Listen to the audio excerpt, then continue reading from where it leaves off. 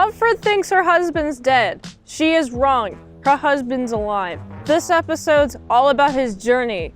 Intrigued? I'm Riley and I saw The Handmaid's Tale Season 1, Episode 7, The Other Side. It is directed by Floria Sigismundi, written by Lynn Renee Maxey. If you haven't seen this episode, I will spoil it for you. It starts with that car crash from the pilot. Oh yeah, by the way, I have to mention that there's 2 car crashes in the beginning of this episode. We got the first car crash with, by the way, why did they crash?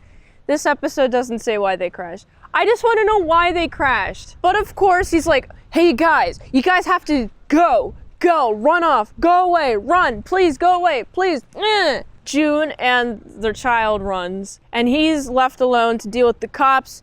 And he gets shot, he gets tooketh in the ambulance, and then the ambulance crashes. And the ambulance crashes within walking distance of the car. So I'm like, this is the crashiest road ever. And this doofus is loading the guns in the chamber, and he's doing it all shakily. And he's like, I'm gonna shoot the cops, I'm going too slow in order to shoot them at the right time, and then they shoot me instead. And then he meets with this group of survivalists who are hiding. They're like, okay, we're hiding. And he's like, but what about my wife and kid? And they're like, we have to leave, we have to go. And then they get on this bus, and he's like, I have to get off this bus because I would like to go find my wife and kid. And they're like, no, we're going. I want to get off now. And they're like, no, sit down. And you know, somebody who claims to love their wife and kids, you know, you would act in a way which would make you get closer and closer to finding your wife and kids. Instead, you stay on the bus and continue forward. You didn't have to get picked up. You literally walked back to the crashed car, which you crashed and your wife and kids were there.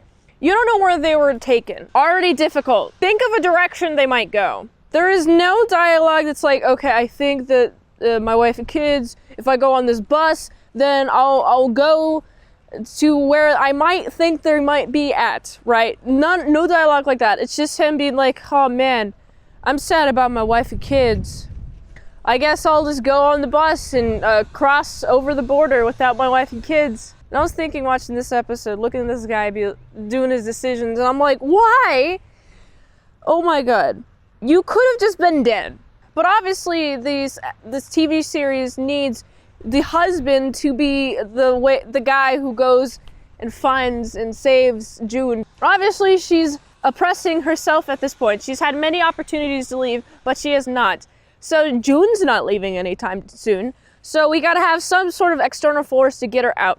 And we have to have the husband alive. But he would have been more dignified if he was dead. Instead, you have him wait 3 years without looking for his wife or child at all.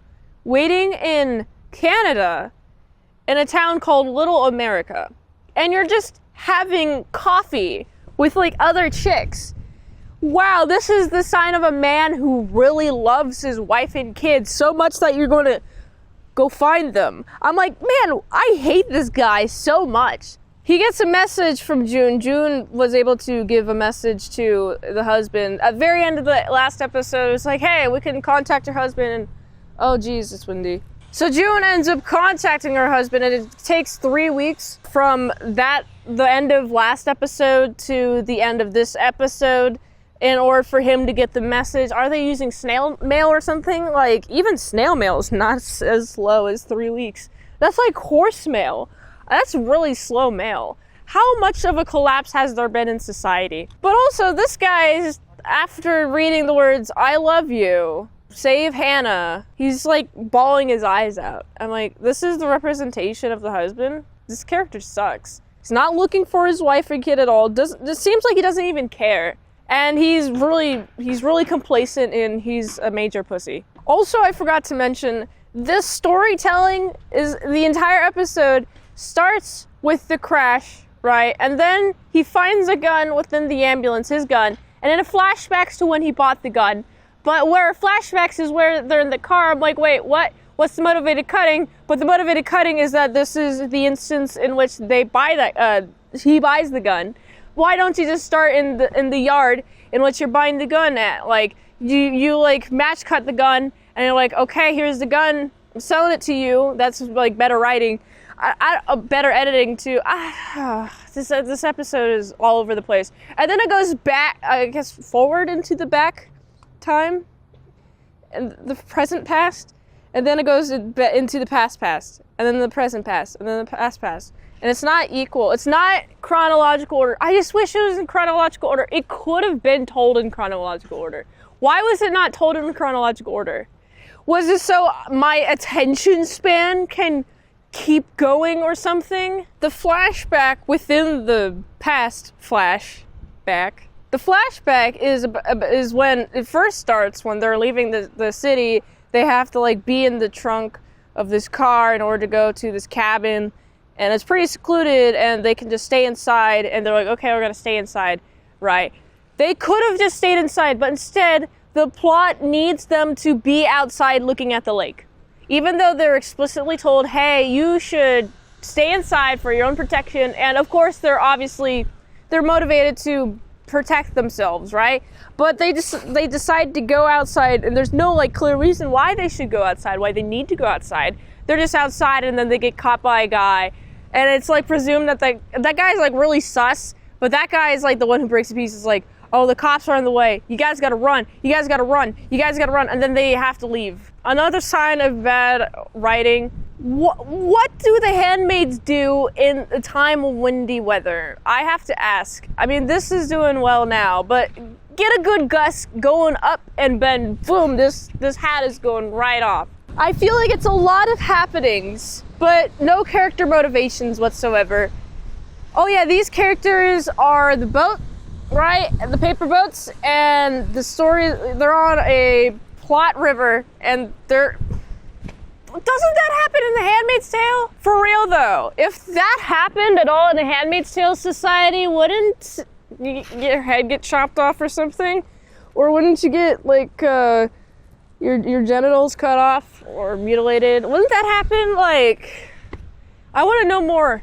Please, give me more world building. And whatever world building is here, it kind of sucks. And I hate it. Also, I did notice, I swear, the first layer of flashback is like a blue with heavy shadow color throughout all of it, and then the second layer of flashback, and then like present time. So here's the layers. Present time, then the first layer flashback, then the second layer flashback. First layer flashback, I already told you about the colors. Second layer flashback, heavily desaturated. Oh my goodness, there's so much wind! What do they do in the wind? What do the handmaids do in the wind? Give me your theories in the comments below. Also, give me all of your theories in the comments below. Leave me what you think about every Handmaid's Tale episode ever in existence, and what you think about the series overall, what you think about everything surrounding it. Just give me all your opinions. I like reading them, and I like digesting them, and I like reading them a lot. This episode, I was just like, oh god, this is what people think, women think heroism is? Like, let's be real. This is a show for women. And this is a feminine man. This is not like a macho man. This is leagues from a macho man, like a Conan the Barbarian type. Oh my goodness. I think I have to go through this episode. Oh god, I feel like it could have been edited in a different order, and what was filmed could have been better. But because of the way it was edited, it's just overall annoying. I'd have to give this episode, it's a solid 5 out of 10. If you like this review, watch another one on the platform you like that. If I haven't reviewed it on a channel, there's a chance I haven't seen it at all, so get them requests in at patreon.com/ASEPresents, 1 movie review per 1 month. Also, if you like to help spread the daily grindiness of the world and daily movie reviews, go to itsmintsalad.com. Oh my goodness. Oh my goodness. Everything's flying all over the place. So yeah, go support the daily grindiness by going to itsmintsalad.com. And I caught it this time. All right. And until next time, mintsalad saw.